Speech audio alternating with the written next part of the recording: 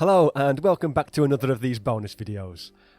In this one we're going to take a few of the textures from some of the previous sets, in particular the trees from the last episode, and use them to make a few bits of wilderness scatter terrain, like you can see here.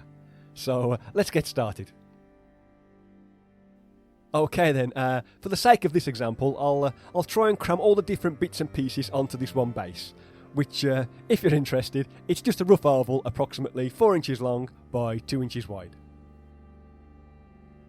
So the first thing I'm going to include is an old hollow log, and for this I'll be using an empty toilet roll tube. So I'll just cut that in half and then use the grid of the cutting mat to help square up the one side, and then I'll measure out a strip that's 2 inches wide. And the reason I've gone with a 2-inch strip, it's just because I know that that's big enough to wrap around this particular pen, as that's the size of log I'm aiming for in this example. But if you're going to make larger logs, then obviously just cut a wider strip. Okay, so now I just need to decide how long I want it to be. So let's go with something like that. And it looks like that's going to be roughly 2 inches again, so I'll measure that out and then cut it to size.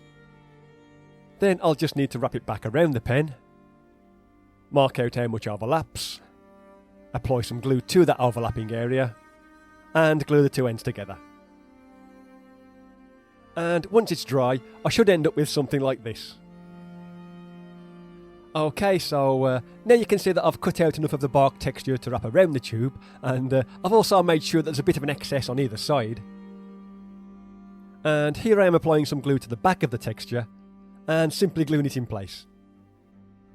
Then, using a sharp pair of scissors, I'll make several cuts down to the end of the tube, just cutting the excess texture at this point, and then apply a bit more glue to these excess pieces, and then using the same pen, just push those down inside.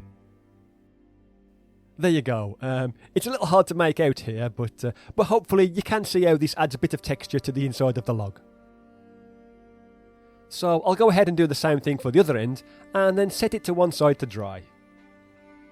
Okay then, so in true Blue Peter fashion, here's one I made earlier, and once it has dried, I like to cut out a few notches out of both ends, just to give it more of an old and broken appearance. So something like that. Then I'll try to bend the ends out a little, and generally just try to make the whole thing look a little bit less like a perfect cylinder, just by squashing it here and there, adding some folds and creases, and that kind of thing. And if you go a bit too far with this, you can always straighten it back out with the same pen. And there you go. All that's left to do then is simply apply some hot glue to the bottom of the log, and stick it down in place. And there you have it. Okay then, next I'm going to add a little bush, and for this I'm going to use a few of the pieces that I've got left over from the last video. So that's the leaf pattern glued to some thin cardboard, and the bark pattern glued to a few drinking straws. Then I'll cut out a few shapes from one of the leaf patterns, and these are similar to those that we used when making the trees, but this time I'll start with the piece that's going to represent the bottom of the bush, and then cut 2 or 3 more pieces that get progressively smaller, so something like the ones you can see here. Next I'll cut the drinking straws to roughly 1/4 inch lengths, and in this particular instance I've glued the medium-sized straws to the bottom of the 2 larger pieces, and the tiny straws to the bottom of the 2 smaller ones. And there we go. So I'll just get rid of the wisps of hot glue and then start gluing them one on top of the other. And as you can see in this little sequence here, I've got the largest one at the bottom and then worked my way up to the smallest one. So there's the last one glued in place, and when it's done, it should look something like this. Okay then, now it's time to decide where I would like to glue it, and I've purposely left plenty of space over here, and yeah, that should be fine. So I'll just add a small blob of hot glue to the underside, and then stick it down in place. And when it's dry, it should look something like this. Right then, next I'm going to add a large rock to this space here, and for this I'll just be using a piece of regular white polystyrene and a sharp knife. And when I say sharp knife, I really mean one that's brand new, otherwise you might end up tearing the polystyrene. Anyway, the first thing I'm going to do is cut out a piece that's roughly the right size, and as you can see, in this instance, I've made it into a kind of flat-topped pyramid shape. Then I'll just cut out a few chunks here and there, and maybe add a few extra angles, but I'm not going to get too overboard with this, as that would make the next stage a bit more difficult. So there we go, something like that. Next, I'm going to take a piece of the stone floor texture from the cave tiles, and cut out a piece that's large enough to wrap around the polystyrene, scrunch that up a few times just to make it more malleable, and then apply some glue to the back. Then comes the tricky part of wrapping this around the rock shape. And when doing this, I try to avoid too many folds and creases by adding a few cuts here and there. Basically cutting towards any problem areas, so sharp corners, odd angles and that kind of thing. And do my best to cover all of the polystyrene in one go. It's a bit hard to explain as no two pieces are going to be the same, but hopefully you can see what I've done there. It's a bit like wrapping up an oddly shaped birthday present. So now that you've seen me do the one side, I'll speed the rest up, as it can be a bit of a lengthy process, but with a bit of patience it's perfectly doable. And once I've trimmed off all the excess paper, I'm left with something like this. Though I do just need to stick this one corner down a little bit better. So there you go. Anyway, now I just need to decide exactly where it's going to go, apply some hot glue to the bottom, and then glue it in place. And as you can see, things are starting to look a little more interesting now. Okay then, so I did say that I wanted to fill this piece with as many things as possible, so I'm just going to fill this space here with a different coloured bush. So here's one I've made earlier, and it should slot in there nicely.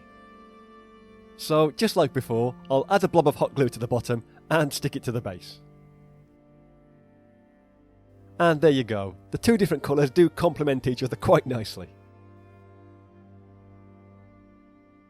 Okay then, for this next part, I'll be using some more of the leftovers from the trees video.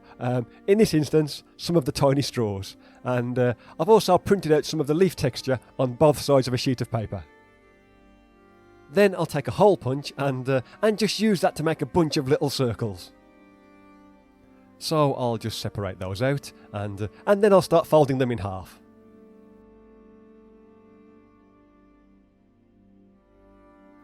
Okay, once I've got 4 of them, I'll take one of the straws and add a tiny spot of hot glue to one end, and then place 2 of these folded pieces with the open side facing upwards. Take 2 of those and glue them on top. Yeah, this can be a little fiddly, but the aim is to have it look as though these are leaves that are sprouting from the end of the straw. So I'll just take a toothpick and push those down a little, and then open them out a bit, just so that they look a bit more like leaves. And once I'm happy, I'll do exactly the same thing again, but this time with the leaves pointing in the other direction. Basically, the aim is to end up with something like this. Then all I need to do next is cut the straw to a suitable length, so something like that. There we go. And then make several more of them. And as you can see here, if you want to create something with a bit more height, you can also glue them one on top of the other. Okay then, now it's time to glue those in place. And this time I'll be using a pair of tweezers to help with the placement, as they are a little small and a bit hard to keep hold of at times. So there's the last one going in now, and we can use these to represent weeds and small plants and all that kind of thing. But I'm still not quite done with this one yet, as there's still a few areas here that I'd like to fill. So the next thing to do is make a few small mushrooms. And for the stems of these, I'll just be using a toothpick that's been cut to a few different lengths. So kind of like what you can see here. Then I'll just tidy the ends with some sandpaper, and then take some of the mushroom texture from the Cavern Features PDF and punch out a few circles. Next, I'll take a foam sheet or a mouse mat or something like that, and then using something with a rounded end, like this paintbrush here, I'll push the texture down into the foam just to give it more of a kind of domed shape. Then I'll apply the tiniest bit of hot glue to one end of the stem and stick it to the middle of the texture. And then I'll do the same thing for the other one. There we go. So this is what they should look like when they're done, and once again, just to speed things up a little, here's a whole lot more that I made earlier. Okay then, now the only thing left to do is glue them to the base, and here you can see me doing just that. Also, when arranging them, I do try to glue some of the larger stemmed ones towards the back, and then surround them with a few of the smaller ones, just to make it look a bit more realistic. So, something like this. Anyway, I'll really speed this part up again, just while I glue the rest of them in place. And there's the last one going in now. And when it's done, it should look something like this. So hopefully that's shown how you can make all of these little bits and pieces, though you don't need to cram them all onto one base like I've done here. And as you can see, I've included a few other examples on the screen right now. But before I bring this one to a close, I do just want to point out that you can also make a few elevated pieces, like the ones you can see here. And these have been made in exactly the same way as the elevated cave pieces in tips video number 5, but in this instance, I've used the grass texture on top instead. Anyway, that's it for this one, so as always, I'll leave you with a picture of the pieces in action, and I actually think that these have turned out quite nice. So thanks for watching, and I'll see you next time. Bye for now.